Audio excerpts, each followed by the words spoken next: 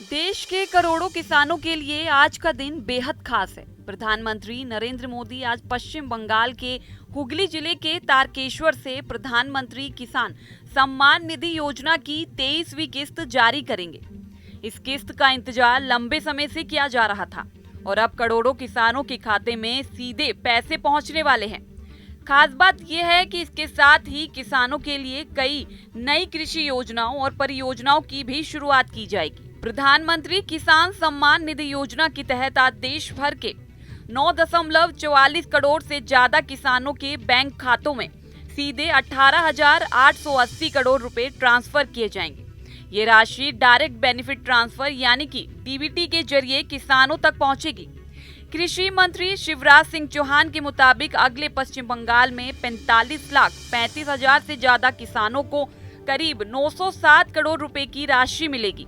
इसके साथ ही राज्य में इस योजना के तहत अब तक वितरित की गई कुल राशि 15,055 करोड़ रुपए से ज्यादा हो जाएगी।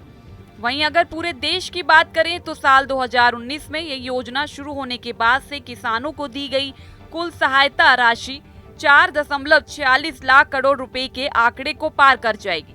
सरकार का कहना है कि ये योजना किसानों को खेती किसानी के खर्चों में मदद देने और उनकी आर्थिक स्थिति को मजबूत करने में अहम भूमिका निभा रही है।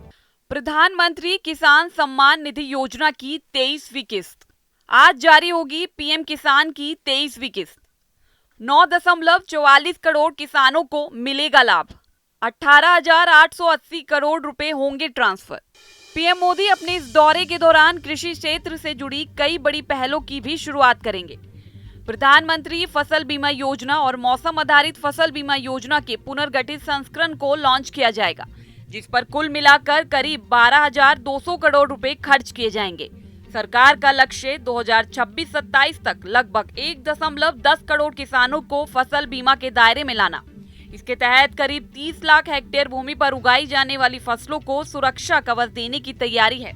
इसके अलावा डिजिटल एग्रीकल्चर मिशन के तहत एक आधुनिक एग्रीटेक प्लेटफॉर्म भी लॉन्च किया जाएगा। ये प्लेटफॉर्म किसानों को खाद वितरण, किसान क्रेडिट कार्ड, डीबीटी सेवाओं और न्यूनतम समर्थन मूल्य यानी एमएसपी पर सरकारी खरीद जैसी सुविधाओं को एकीकृत रूप से उपलब्ध कराएगा। सरकार का दावा है कि इससे किसानों को कई सेवाएं एक ही मंच पर मिल सकेंगी और उनकी परेशानियां कम होंगी। प्राकृतिक खेती को बढ़ावा देने के लिए प्रधानमंत्री नेशनल नेचुरल फार्मिंग मशीन की भी शुरुआत करेंगे। इस मिशन के तहत 2026-27 तक पश्चिम बंगाल में 17,300 हेक्टेयर क्षेत्र में 346 नेचुरल फार्मिंग क्लस्टर विकसित किए जाएंगे। इस पहल से 43,250 किसानों को फायदा मिलने की उम्मीद है। किसानों को बायोबेस्ड इनपुट प्रशिक्षण और बाजार से जोड़ने में मदद दी जाएगी। इसके लिए बायो रिसोर्स सेंटर और कृषि सखियों का भी सहयोग मिल जाएगा।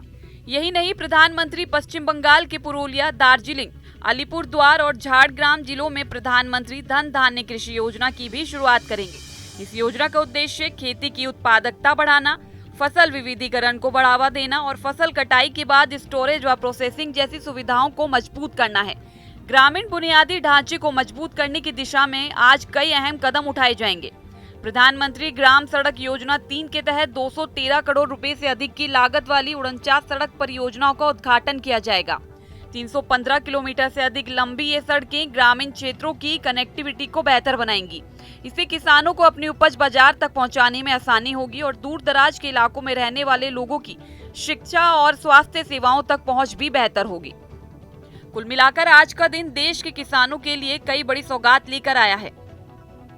अब किसानों की नजर इस बात पर रहेगी कि इन योजनाओं का लाभ जमीनी स्तर तक कितनी तेजी और प्रभावी तरीके से पहुंचता है। फिलहाल इस खबर में इतना ही। आप देखते रहिए न्यूज़ नेशन।